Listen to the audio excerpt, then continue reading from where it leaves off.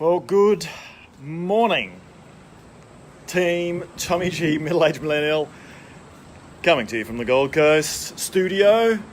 The real studio. No, that is not a fake picture in the background. Doesn't that look gorgeous in the background there? So I'm back on the old phone because the other one decided to go flat even though it was on charge, would you believe? So we're going to bring on Matt Attanasio. We've already got some people that have joined. Let's give that a crack. Have a look here. We'll bring him in. We're going to add him. Add language. Probably could have used this for Ann Shivers as well, actually, because she does a lot of pain management stuff. And I'm hoping we're going to have some. All right, Maddie, how are you, buddy? Fantastic. Good. I've got no echo, it seems. So that's great news. Back on Yes, the it is. device, you'll see that the picture isn't as beautiful as it usually is. Middle-aged millennial, the kids are here. That's coming from the middle-aged millennial. That's interesting. Yes. That was me. Look, no hands. So is the rooster, Peter Rouse. Stephen Head has also joined your compadre Yes. in that as well. Luca decided to turn up. Bit of loving, let's say, facetiousness from Pete. And the kids are here. There we go, coming now from Ann Shivers. Hey guys. All right, we got to stop meeting like this. This is true. Yes. Right. Well, it's been a shitstorm morning here. Not that I'm going to be boring people with those details, but things talk to us in different ways, Maddie.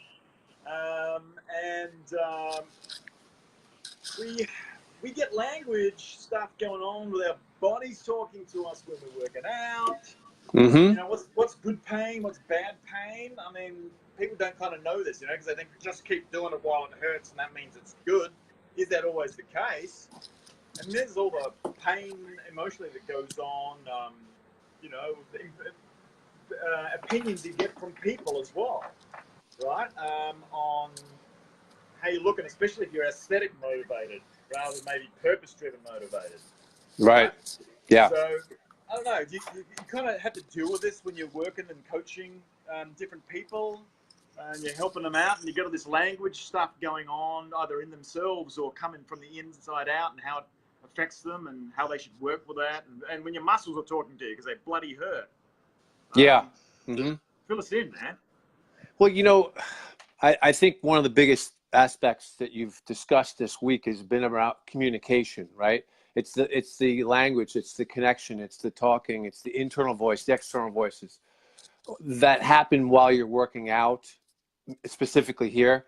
Obviously, Ann was more pain-oriented, and Ann was a little bit more, Wenstrom Murphy was more food-oriented.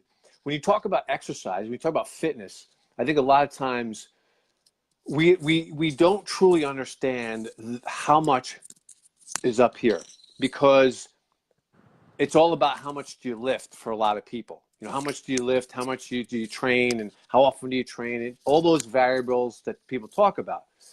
Right. But the internal game is crucial. The communications that you have between your inner voice and what you do in the gym, what you do when you're not in the gym. And so I think that communication between your voice, internal voice, and your body is crucial to your success.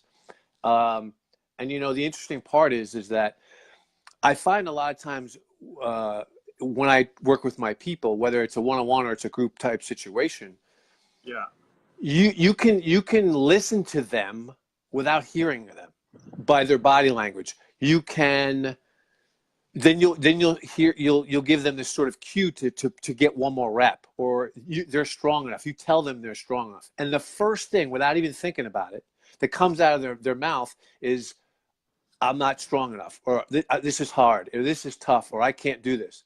I'm weak, or I don't feel strong enough, and I'm just using words, but this is the language that's subconsciously in their mind, that it's too tough, or I don't have enough strength today, or I'm tired today. It's a very deeply subconscious term or phrase that they use that they don't even have to think about it. It just comes right out. So when I'm trying to push somebody or to get the most out of them, a lot of times their first response is on the negative side. Right.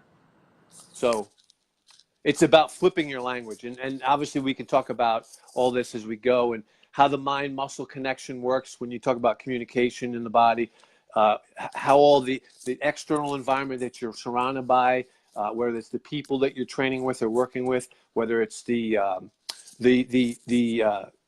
equipment that you're using, these all give us feedback.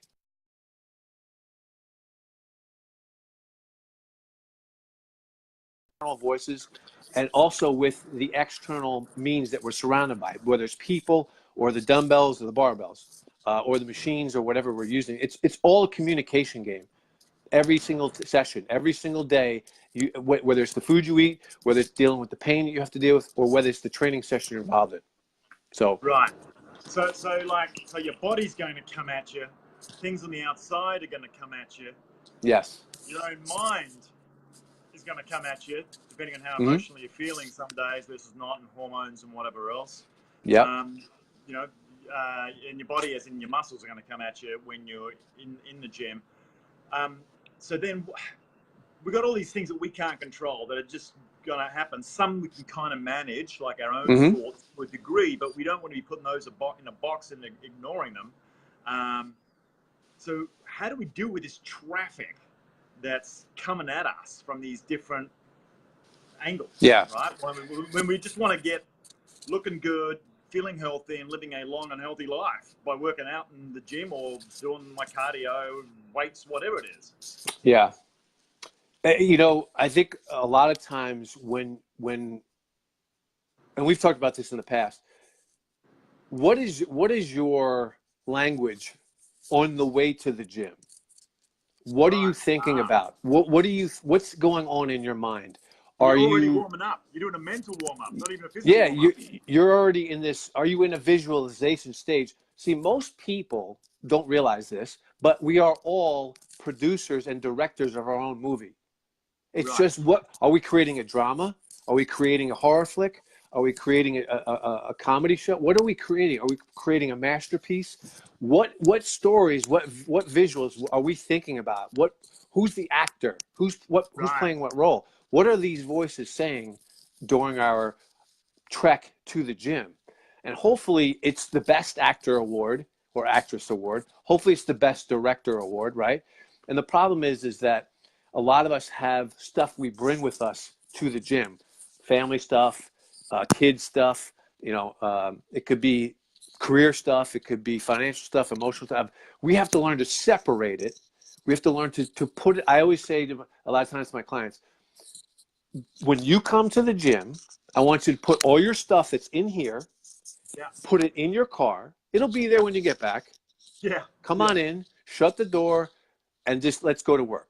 You got 30 minutes, 45 minutes, 60 minutes to now focus your mind and your body together as one unit, put it all together, and make the most of your time, because this is the only time today you have.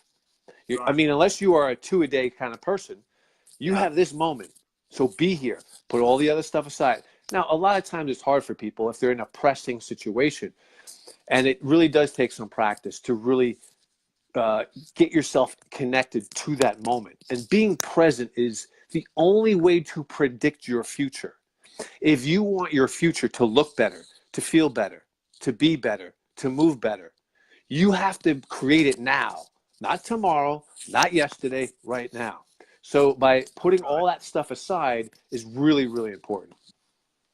So it's your opportunity to just park life for a moment, give yourself some love, Yes. right?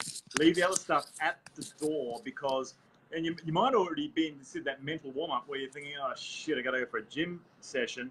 Flip the Mm-hmm. language, dude, and go, oh shit, right now, it'd be great to have a gym session, right? And maybe Uh-huh. escape life for a moment. And this is really interesting because in the last 24 hours, I mean, as we do sometimes, I've had some shit fly in the door, and I'm Mm-hmm. going, oh fuck, I really don't feel like going to the gym right now, right? Like it's going to be an extra burden on me. And Yes. I just took it step by step.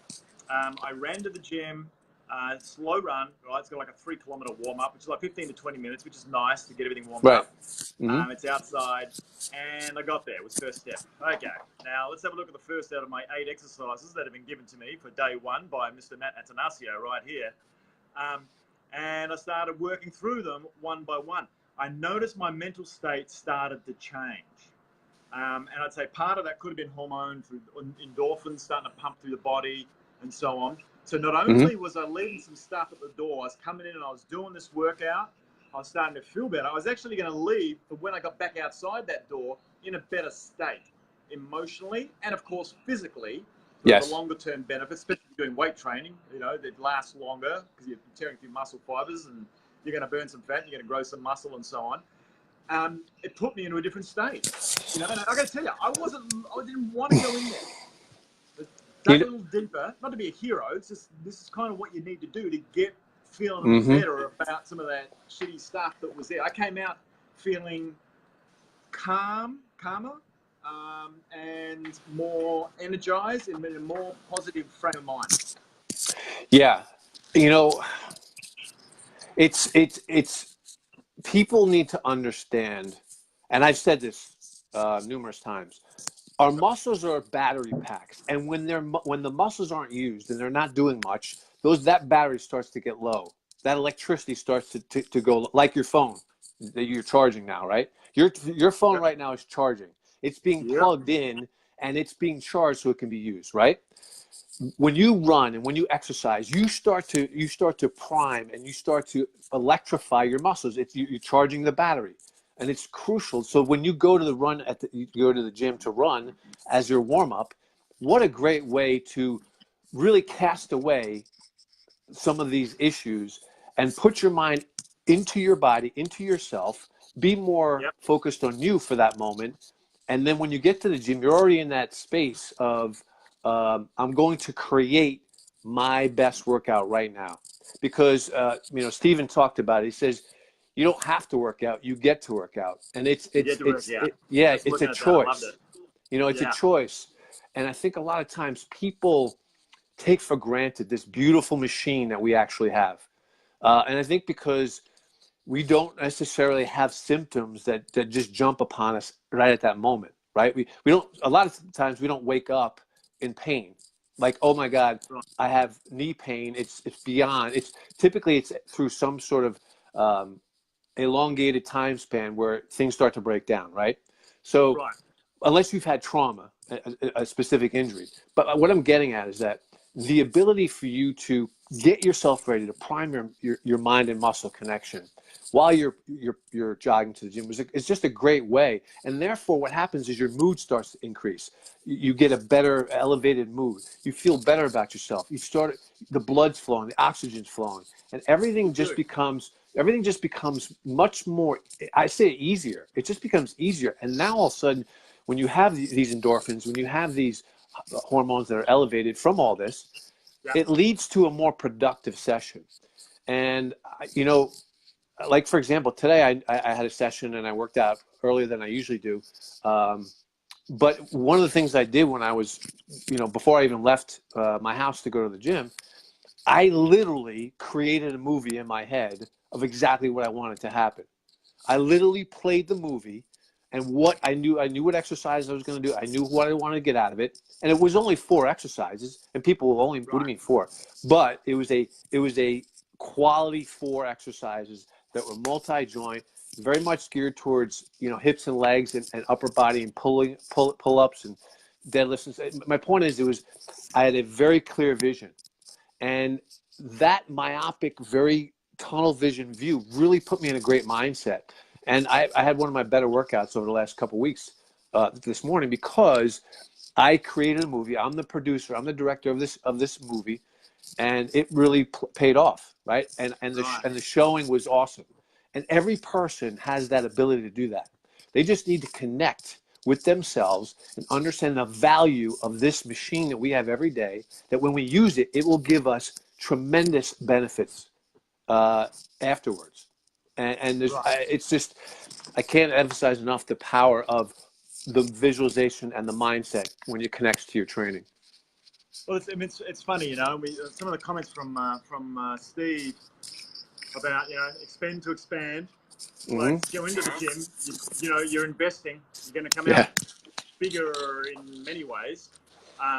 Sure. You could be the director of your own movie. I picked up, right? You're controlling Yep. this, and it's funny. I still have that thing where it's like, the gym, right? I feel better coming out, but it's like, dude, you're always going to feel better coming out. So why not fucking well just look forward to going to the gym, because you always Mm-hmm. come like connect that to it, change the picture, change the story, be the director of your own movie. And what was the other one? I mean, Steve was saying too, he's never felt bad coming out of the gym, and if you do, it might be once in a blue moon. The thing is, Right. 99% of the time, you're going to feel better coming Mm-hmm. out. So it's like, just, dude, it's like an almost no risk way to be feeling better about yourself and doing great stuff for your physical existence. Yes. You know, the gym for me, and I think a lot of people who have really engaged in the benefits of the gym, is this. There, you find out a lot about yourself. If you want to learn about who you are as a human being, just between you and, let's say, the exercises that you're doing, the weights that you're using, the machines you're using, the body that you're using, the bands, the equipment, etc., all those things around you, how you connect with your space, how you connect with maybe other people there, will really determine a lot about how you overcome things. And the crucial part about it is, you can choose to be motivated, inspired by somebody. You can choose to be the inspiration towards somebody. Unless you're in the gym by yourself, there's somebody that could be inspired by you. And one day they may come up to you and say, you know what? You didn't know this, but I've been watching you, and it's awesome to watch. I don't know if there's any better feeling than that, because people really can identify of how much they can impact somebody else's life. I think Right. if the majority of the people on the planet understood by enacting this bodily movement every day, who could they inspire, right? Besides themselves. So that's just an added benefit. But getting back to our sort of external stimulus, right? When you connect, through communication of your mind and your body to your weights, to your bands, to your kettlebells, whatever you're using. Here's the cool part. You create a relationship with these pieces of equipment, with yourself. And you can either make it an amazing relationship and create, it sounds crazy, a loving relationship, or a hateful one. It's your choice. It's always a choice. When I look at the exercise equipment that I use, there are times where when I'm a little weak-minded at the moment, it's sort of my enemy. But what I have to do right then and there is I really have to do one thing. I have to flip that switch and say, this thing right here is going to make me better. This thing is Right. going to make me better because I'm going to put myself in a position where I'm going to challenge myself. And you know what? I don't care what it takes. At some point, even if I fail today, I know I'm going to do better because I'm going to stick with it. Because this item is going to make me better. And so when I put my mind and my body and I connect with a jump rope or a rower or a dumbbell or a bar, whatever the piece of equipment is, my body weight, I know that this is going to make me better. And there's something about overcoming some of these hurdles, overcoming some of these Right. limitations that we think we have These around these victories. things. Yeah, these little victories, small, Yeah. these little Right. victories each day. Yeah. And you don't have Right. to have victories in every single set or every single rep. You can have one victory in one exercise, and all of a sudden, you know what? It inspires you to come back again and then again. And we have to learn to connect. Like when we call spiritual bypassing, right? Where you're Right. kind of just doing it. You're not really connected. You're just kind of going through the motions. Right. You're not emotionally involved. You're not physically. You're just kind of doing it because you're supposed to. There's Right. nothing more beneficial than really connecting with what you're doing at the gym. And be there. Be connected to everything that you're doing. Be connected to the people around you, even, because you never know. You may be able to pull something from them. So I think Yep. that when you talk about communication, when you talk about connection, it all starts where everything manifests on a physical level, and that's up in here. It's up there. I mean, if we're talking communication, right? And communication is going to require some form of a connection. You know, and even as I said earlier on, you were talking about even the social aspect of being in the gym. It's interesting. We've got Peter the Rooster Rouse saying that. I mean, he doesn't like it. He doesn't want anybody else to be there. And some people, are gonna prefer to just be on their own. And that's cool. I mean, each to their own, right? Some people get energy from wanting to be connected, and the social aspect of going to the gym.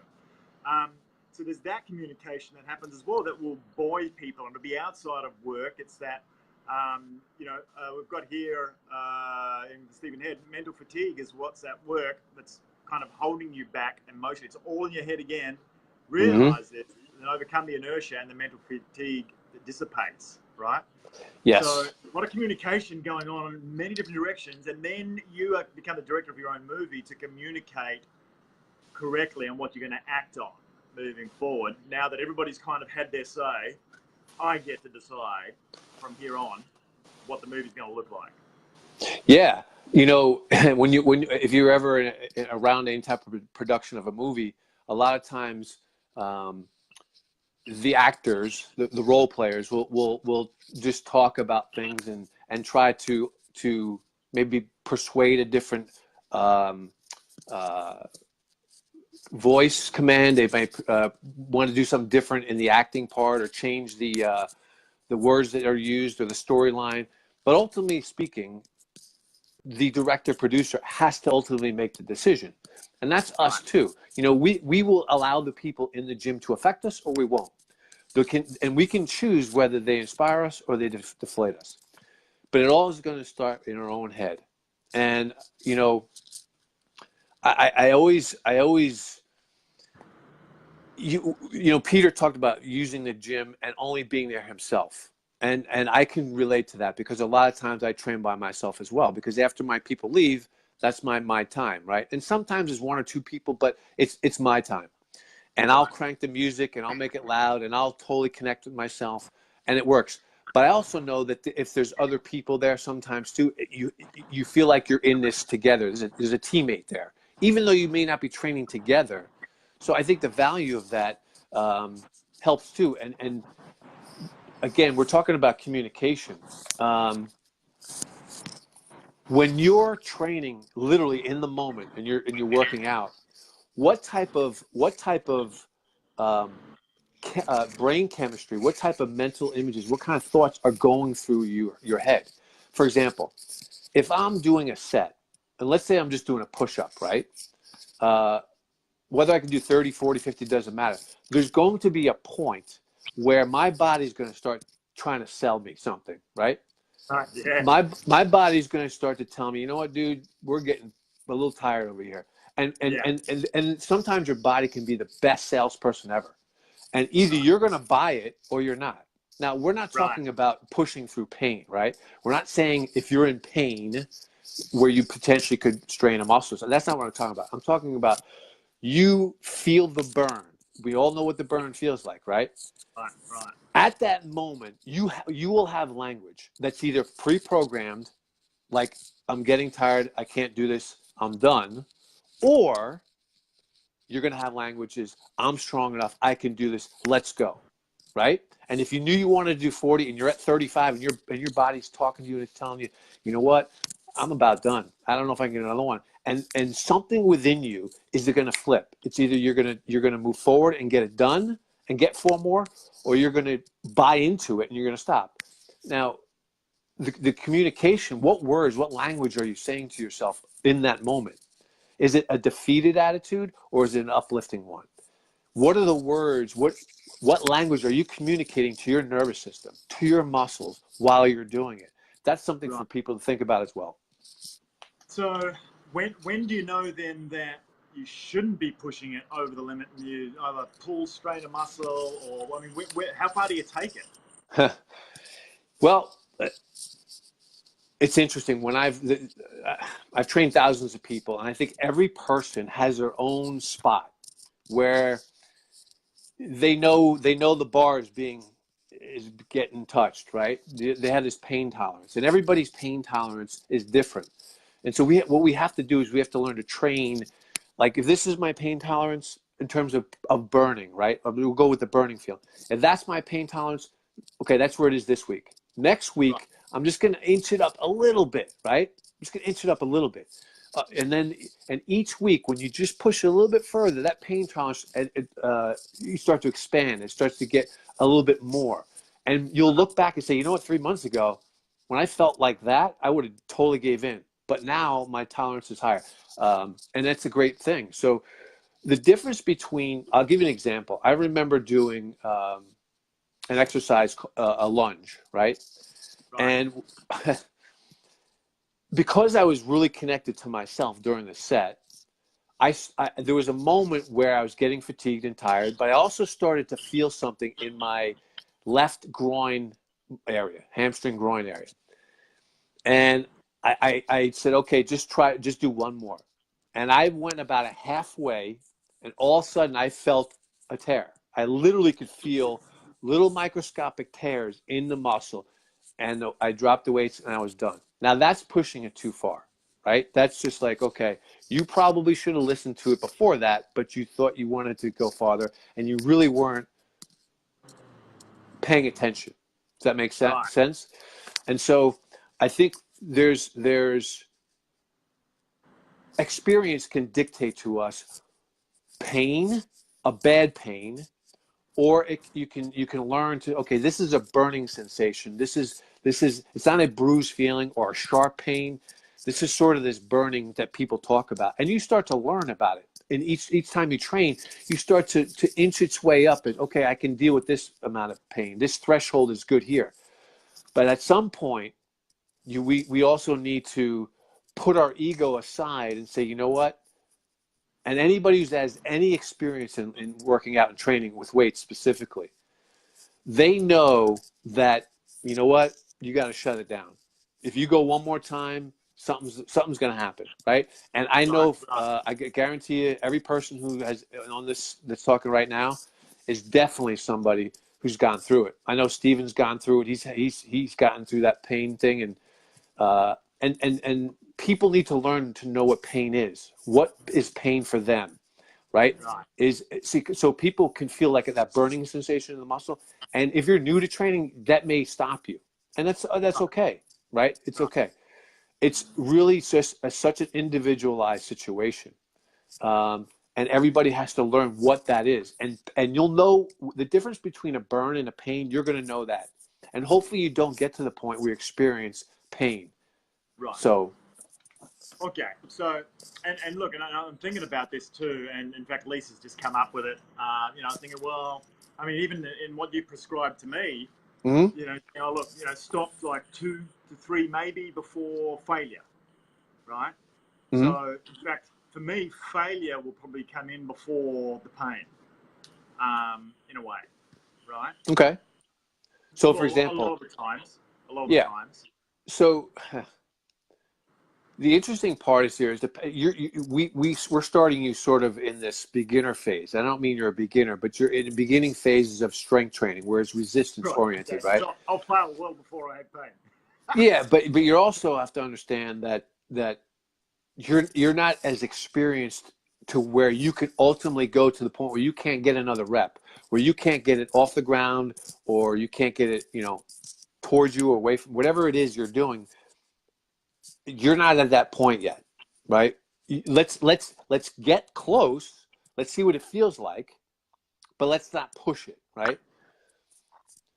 So I think understanding what feedback mechanisms your body's giving you, and just learn to get to that point.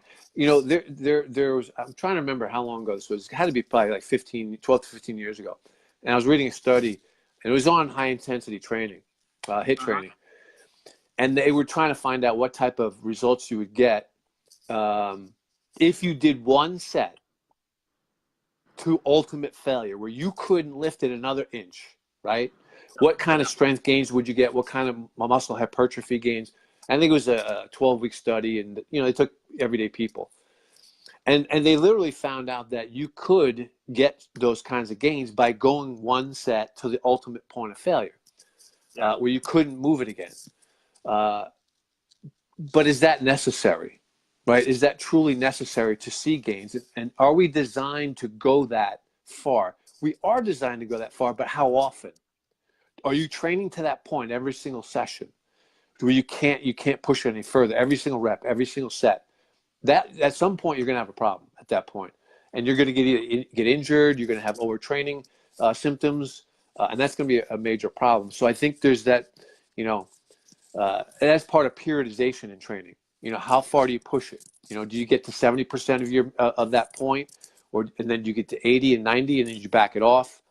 They do it. Swimmers do this. I don't know if you did the tapering when you did your triathlons, but did you Yep. do tapering? Like you go to the Yep. point, you're almost to the point of overtraining, and then all of a sudden you just drop it and let You the come body off. I mean, recover. well, yeah, I mean, that wouldn't be driving it to the extreme. That'd be just like, okay, we're going through the normal routine, but then you're going to start to actually taper off. Yeah. Instead of like unloading, you're kind of like, and you know, the next month's training, you're actually tapering for a few days Mm-hmm. to just ease off before the, you know, the trophy moment, which is really participating in the events, just the trophy for all the training you've been doing beforehand.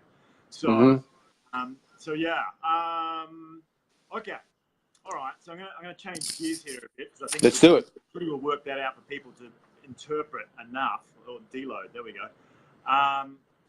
Now, what about communication between a training coach, so like yourself, Mm-hmm. right, and your customer, Mm-hmm. The right? I communication. mean, yeah, I mean, you might get certain different emotions that are coming from them, and what sort of tricks of the trade have you learned around how you communicate with your people to get the message across properly, and then from a motivational point, how are you communicating to them? Well, I think a lot of times, especially when I was younger, I was pretty gung ho, right? The Right. ultimate thing is to push people and to get them to do things they couldn't think they could do, right? The interesting thing for me is it's I don't want to call it intuitive because sometimes it's a little esoteric and people get weirded out by that, but you have to really learn what your clients are about. You got to learn their body language. You got to learn the words they use. You got to learn about them. And I'm usually very conservative in the beginning when I work with somebody because I need to know what they can and can't handle. Um, Specific words. Some people, some people, some people need the hammer, right? Some people need the flat out honest hammer, and then some people need the velvet hammer, right? And everybody's different. Everybody has this sort of what tweaks them to push a little bit further. What tweaks them to do better, right? And you have to learn that by the person and their and what kind of feedback do they give you? I've said things to people that within a split second they've pushed to the ultimate point, and to me that's awesome. And then I've said things that you could tell by their body language and by what they look like that it almost was a defeated thing. And talk about lesson learned at the moment. So you have to, as a trainer, you have to learn what feedback or what messages you can send to that person. And a lot of people, I should say most people don't like the sergeant in your face, push, push, push, yell, yell, yell, right? A lot of people don't like that. They want encouragement. They want support. They want you to be there for them. They want you to have belief in them. And that's the typical scenario across the board, is that encouragement, that belief. Because what you're doing as a trainer, besides the technique part, besides the connecting to the mind and the muscle, what you're really trying to do is you're trying to help them rid themselves of those limiting thoughts, right? Yeah. See, Yeah. because they have stories in their head that they can't do this exercise, or they can't do that exercise, or this is too heavy, or this is too light, right? And they have all these, and they say these things like that. It just comes out. They don't even think about it. But the interesting part is that your goal is to help them get rid of those stories so that they can prove to themselves and empower themselves that they can do it. I've had so many people who've had knee pain, back pain, all sorts of pain because they've had bad experiences in the past, or they're new to exercise, or their doctor said don't do this or don't do that. And by doing the right exercises at the right time, of course, and the technique and all that, But if you can teach people and allow them to truly understand that they can move their body without pain and they can do things that they never thought they could, there is no better feeling than that. And learning the person and who they are, and what their personalities are like, and what their experience has been in the past, that helps too. And then part of that could be in the interview process. When you first work with somebody, you could ask them, listen, do you like to be pushed? Are you the type of person that if I'm right there pushing you by the words or the body language, do you like that, or would you like to be a little bit further away and just to be sort of the guide? And everybody has a different tweaking point, right? So there's the cool part about this. You have physical therapists on here. You got personal trainers. You got pain people on here. I mean, this is awesome. Vince Burke is a friend of mine. He's one of the best physical therapists I know in the East Coast, and he's talking about knowing people's personalities. So this is all part of the game. It's understanding what makes people tick, and everybody's got a different, point at which they're willing to go. And sometimes you inch them there. Sometimes you maybe you force them there because maybe they don't realize what they're truly capable of. But I would say that I for the most part, inch people there. I never really drill them hard because a lot of times that'll turn them off. So right. Okay. So, I mean, that was my next question, which was around, and how in the past there's been a lot of that. Trying to motivate people by chastising them. The useless. Come on, get up. You can do more than that. What the fuck is this sort of bullshit performance and blah blah blah? I mean, how incredibly motivating. Yes. So your style, of course, is not that. It's about what makes a person tick properly. It's going to be sustaining. It's going to build them up and giving them the right language. It's going to motivate them to want to come to the gym, want to be able to work out. Not the language of beating the shit out of them where they have to feel like they have to prove something to you, which is perhaps part of their upbringing in the past that they're trying to get away from anyway, right? Yeah. So, okay. Go on. No, it's almost like the analogy could be, by bombarding and by yelling and screaming and being that brash, strong, to me, is analogous to lifting too much weight. You're just going to break somebody down. They're going to fall anyway, right? Right. So if I have to say, there have been people that I've trained that, let me tell you, they wanted that. They wanted you right, but they let you know that right away. They'll tell you early on that they want that push. They want you, when they're doing that push-up, they want you right down there with them and looking at them and staring them right in the face and saying, I know you can do this. Let's go. Don't quit. It's in you. Stuff like that, right? They'll tell you that right away. But a person who's a little bit more on the shyer side, or maybe a little bit more on the emotional side, that may not work, especially in the beginning. You have to date a little bit. You have to warm up to them. You have to use certain words that may not be so brash, right? Cursing maybe. Right. Yeah. Some people want to hear the F-bomb, and that fires them up. Some people don't want to hear that. But you've spent time learning about what makes them tick, and they've also given you permission to go a certain way. You've built this trust. They know that you have their interests at heart, and they've also given you the guidance, especially if you've asked the question as to kind of how they want to be managed during this, time, which can become intense because they got to push through some barriers. And so, how are you going to help prove it to them that they can, and push which buttons to show that they can, right? So, it's an inching game.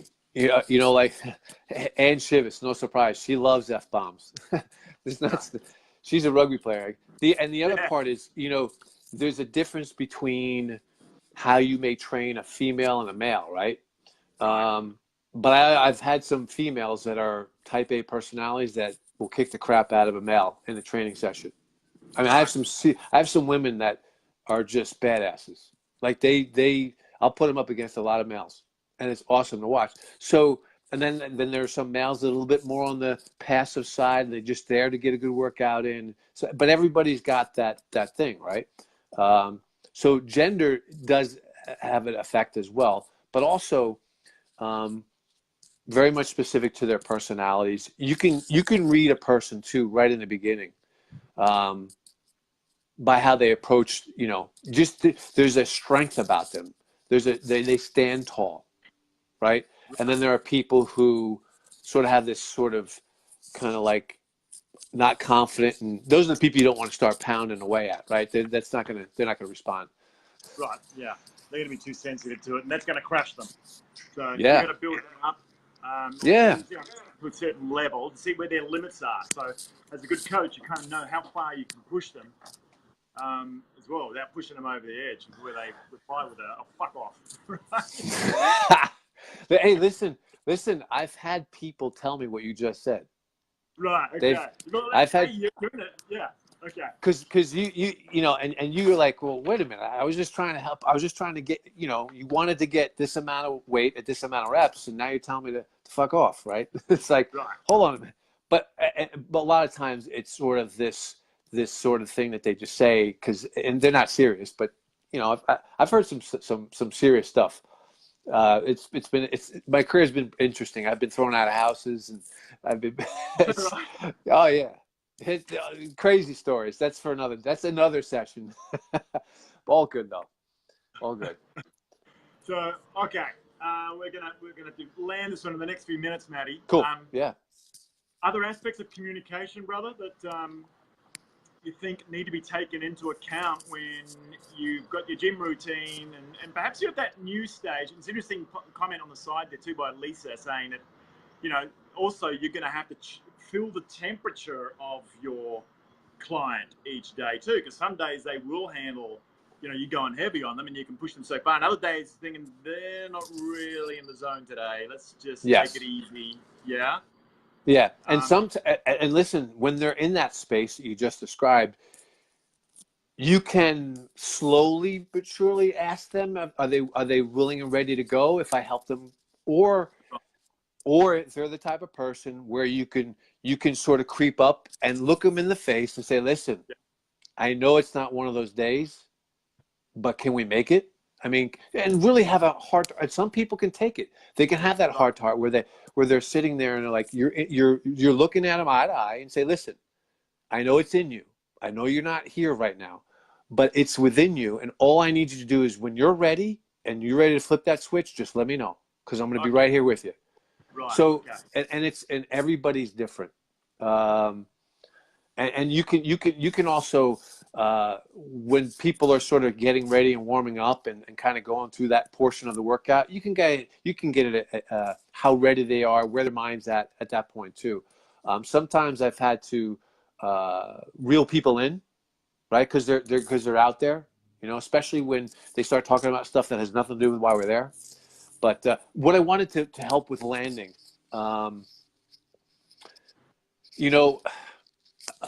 communication. This is sort of off the topic of what we're talking about, but it's very much communication. I want to repeat people to understand that the communication between your brain, your spinal cord, and your muscles is crucial. Okay, because the muscles are sort of it's a part of the electrical system, and I want people to understand that the nervous system is sort of like wires, right? And the brain's this sort of centerpiece that sends messages, right, to the muscles through the nervous system, and then those muscles can send information back to the brain. So there's this constant communication, right? And this constant communication between the brain and the spinal cord and the nerves and the muscles is a crucial one. I think one of the biggest things that people can really do is start to learn about that a little bit. Like understand that your nervous system is a huge part of the communication that goes on between your mind and the muscle. That your emotions can affect your nervous system in a good way or in a bad way. That your posture, your posture will affect muscles as well. Because are you in an alignment that's in a bad postural alignment where the muscle's not going to be able to fire the way it's supposed to be, right? If you're in a bad squat position, or if you're in a bad pulling or pushing position on a postural level, Can those muscles fire properly? Will they get the right electricity, the right amount of electricity?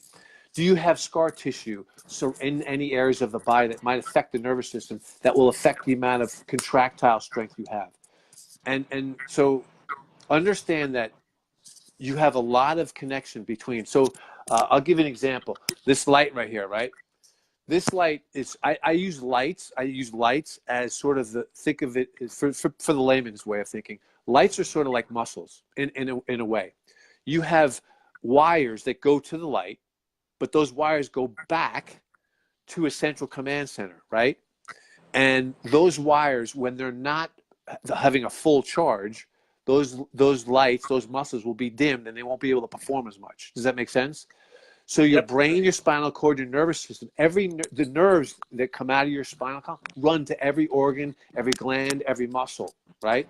I'm not going to get into detail on this, but the bottom line is we have to understand that your wiring system is really important. And I'm a big believer in preparation, getting the muscles ready by working on your nervous system, by rolling out, by doing the necessary corrective exercise, along with, and this is just me, I'm a big believer in chiropractic, people who, and muscle activation stuff, people who know what they're doing. We're trying to, we talk about eliminating your bad thoughts, right? You want to eliminate those limiting beliefs. You want to eliminate some of that garbage in your nervous system that could be causing your muscles not to fire properly. Does that make sense? And you want a pathway from the central command center to the muscles and back. You want that pathway with the least amount of scar tissue as possible, whether it's through massage or some type of person who can work on it. Maybe somebody like Ann or somebody who is in the field of pain work or massage work or soft tissue work. Somebody who can work with your spinal system, your nervous system. I think those are aspects that we don't look into as much either. And those are big communication lines because each and every session workout, you're getting feedback from your muscles to your brain and then back. And there's this constant loop of communication, right? When you're doing a single leg exercise or some type of exercise that requires balance, there's this constant communication between the space that you're in and your brain. And there's this feedback loop that constantly has a pathway to go through to make sure the messages are clear. And so when you have a good quality physical therapist or a person who's good in rehabilitation to get rid of some of these issues that could be blocking you from performing at a higher level, these parts are really important to create that communication between the brain and the muscle, those two beginning and end points, and that consistent loop of information. So when you're communicating with yourself through your mind during a set and you're saying, you can do this, you're strong enough, you're powerful enough, and you get those extra reps, I have that's analogous to me to that communication between your brain and your muscles. That has to have that consistent, pattern with the least amount of interruption, right? Because if you're in a set and you're thinking, I'm strong enough, I can do this, and all of a sudden you sense this weakness coming on. No, I don't think I can do this. I don't think I can do this. And then all of a sudden you get the second, no, I can do it. And you have this up and down of I can. That's the same thing as your body going through this sort of this tightening phase where the muscles don't fire properly, right? And so I think there's this huge amount of emphasis that needs to be placed on the nervous system, because if your nervous system isn't functioning properly, your muscles can't contract as maximally as they need to. So that's another space to go to as well. Okay, and that's taking just another area where we're talking about. I think the next one is like these, either supplements or things like creatinine and whatever it is, and all this, taurine, etc. that you can take beforehand and then stuff after. Let's talk about that on the next one. Right? Yeah, not now because I got a hard stop. I know, that's cool. Yeah. All right, because this was a bit about communication anyway, but you just kind of my brain just started going down that way. I know. Talking. The other one, as we land this as well, is looking at heart rate variability, being more into the digital health tech stuff. Sure. And I've now got my my Aura ring, which is getting a bit of a test at the moment, which has been really interesting. This thing is super light, and I thought it was plastic, but it's like titanium, so it's super light. Well, of course. Listen, you only go for the best, right? That's the way you operate. Well, it's reputed to be one of the best, and it's been the app and everything. It's been 2 or 3 days now, and it's great having a look at my sleep quality. which has been pretty average. So I've got some upside, which is great.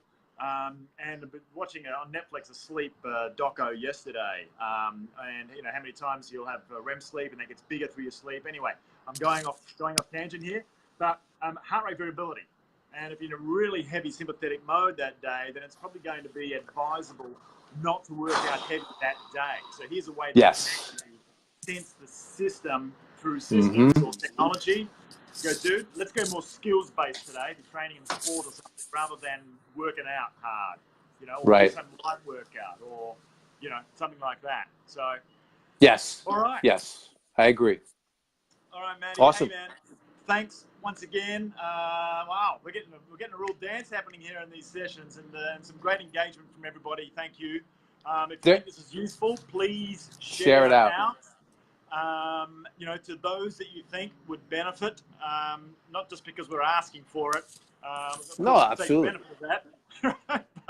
but you know, if you think it's of value, please have the ripple effect and pass it on to those that you know, like, love, whatever. And, sharing is communicating, right? Sharing is communicating. I love That's it. what it's about. I'm sold. Right. And we're communicating. There it is. And yeah, thanks for everybody participating. We're going to land this one right here, right now. In fact, remember to enjoy life right here, right now. If you have anything around coaching that you want to know about on the physiological side, apart from those that participated today, this man here on my left or right, Matty Attanasio, PM that dude, and he'll be able to help you out. Absolutely. Like he is doing me right now. And I'm getting more muscle. Just to report in quickly before I shut it down, I've built about 1 kilo almost of muscle according to my scales. So beautiful. I think it's working, Matty. Well, and you're eating right. What's that? And you're eating right. And I'm eating right. Yeah, and I'm getting a bit more protein. I'm eating animals again now. Eating fish, that is. Salmon specifically. Just going to get some clean salmon. But yeah, guys, and PM myself, if you want to learn more about digital health, tech, as well as programs that we have, as does Matt, and the heal.me.now or heal.me community on Facebook, where we get some extra information going in there that doesn't go anywhere else. Woo. Come to the next one tomorrow. Yes. Tomorrow, who we got on? Who we got on tomorrow, Natty? Well, we're talking about Friday, correct? Yeah. Oh, it's got to be the doc. It's the doc. It's Doc Tester. We're going to do a quick review of the week. And the doc's going to have something about probably digestion and fasting. He's just been to a conference recently. We're going to find out what happened there. Whoa, these endings are getting bigger. I'm going to cut this right here, right now.